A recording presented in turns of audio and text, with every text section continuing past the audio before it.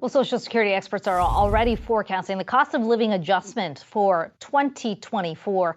Yahoo Finance reporter Kerry Hannon is here with the very latest. And Kerry, what kind of adjustments can seniors expect?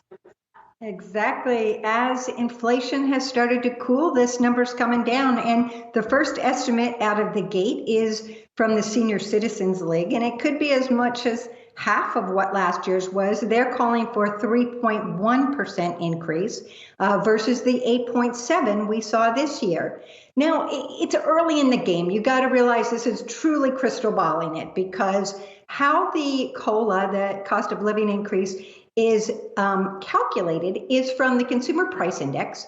They take July, August, and September, they average them together, and they compare it to last year's to come up with the figure, which will be announced in mid-October. So we're early to the game, but it's worth noting that it will be less this year, and it's something that seniors will need to prepare for, because something like half of all seniors, retirees depend on, or I should say half of their income depends on Social Security. So it's something that they need to plan for.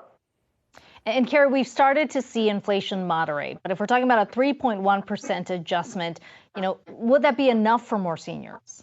Yeah, that's a great question. And the Senior Citizens League has talked to some of their seniors, done a survey on this. And in fact, people are already worried this year that the 8.7%, which roughly came to about $140 extra each month in their checks, is not enough, that it's not keeping up with what their actual costs are this year. So there is this concern that more than half of the retirees they spoke to are feeling that they're already spending above that. But you need to remember what happens is, it's kind of funny the way this Consumer Price Index that they use to calculate it, because it's not based on what a retiree over 62 spends.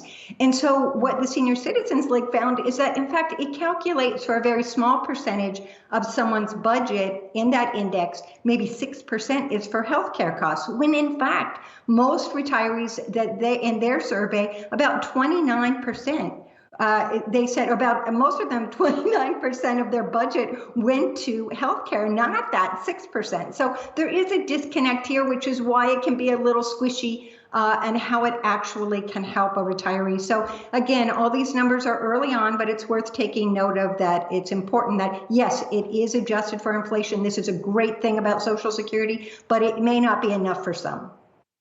So, Kerry, you just talked about how that's not necessarily an accurate picture of sort of expenses when you're talking about senior citizens. Does that suggest the inflationary pressures are greater than the data suggests?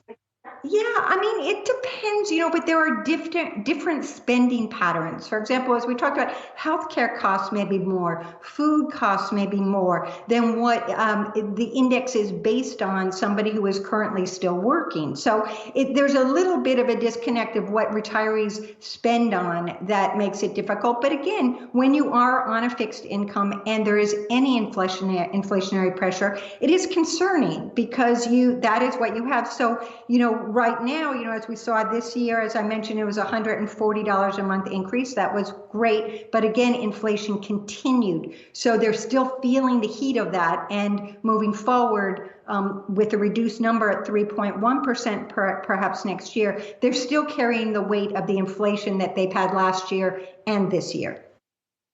Yahoo Finance's Kerry Hannon, thanks so much for bringing us that story.